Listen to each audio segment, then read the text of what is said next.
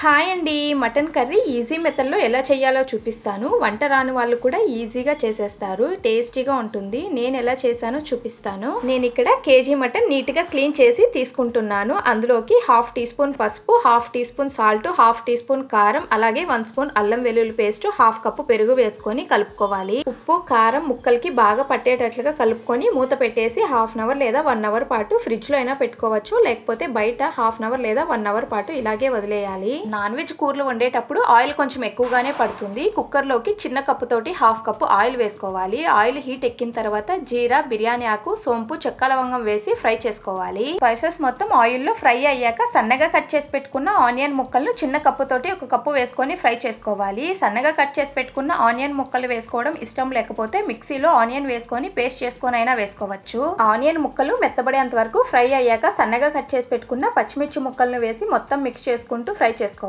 ఆ తర్వాత కరివేపాకు కొంచెం వేసుకొని చిటపట్లాడేంత వరకు ఫ్రై చేసుకోవాలి. తర్వాత మ్యాగ్నేట్ చేసిన మటన్ ముక్కల్ని వేసి మొత్తం మిక్స్ చేసుకుంటూ కలుపుకుంటూ కుక్కర్కున్న విజిల్ని తీసేసి 2 నిమిషాల పాటు మూత పెట్టుకొని ఉడకనివ్వాలి.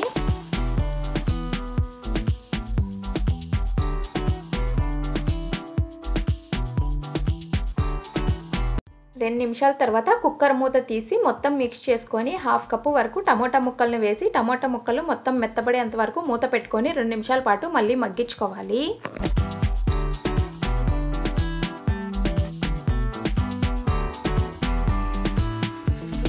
టమోటా ముక్కలు మెత్తబడిన తర్వాత 1 స్పూన్ కారం, 1 స్పూన్ ధనియాల powder, half spoon salt, half spoon mutton masala వేసుకొని కొంచెం కొత్తిమీర వేసుకొని మిక్స్ చేసుకొని కలుపుకోవాలి. ఇక్కడ చూసారంటే కూర వండిన స్టార్టింగ్ నుంచి నేను వాటర్ ఏమీ యాడ్ చేయలేదు. మటన్లో నుంచే వాటర్ కొంచెం రిలీజ్ అవుతుంది. ఆ రిలీజ్ అయిన వాటర్తోనే సగం మటన్ ఉడికిపోతుంది. ఉప్పు కారం మటన్లోకి బాగా కలిసేటట్టుగా కలుపుకొని చిన్న కప్పుతోటి 1 కప్పు వాటర్ వేసుకొని కుక్కర్ మూత పెట్టి ఒక 3-4 విజిల్స్ వచ్చేంత వరకు ఉడకనివ్వాలి. విజిల్ వచ్చిన తర్వాత కుక్కర్కి మొత్తం ప్రెషర్ వెళ్ళిపోయి చల్లారిన తర్వాత మూత ఓపెన్ చేసి చూపిస్తున్నాను. చూసారా మటన్ ఎంత చక్కగా ఉడికిందో.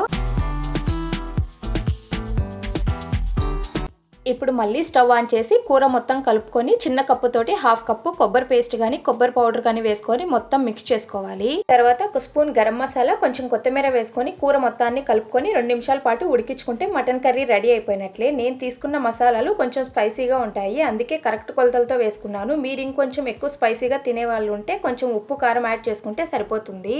చూసారా మటన్ ముక్క ఎంత సాఫ్ట్గా ఉడికిందో. మటన్ తోటి మీరు కూడా ఒకసారి ఇలా ట్రై చేయండి, టేస్టీగా ఉంటుంది. నా వీడియో మీకు నచ్చిందని అనుకుంటున్నాను.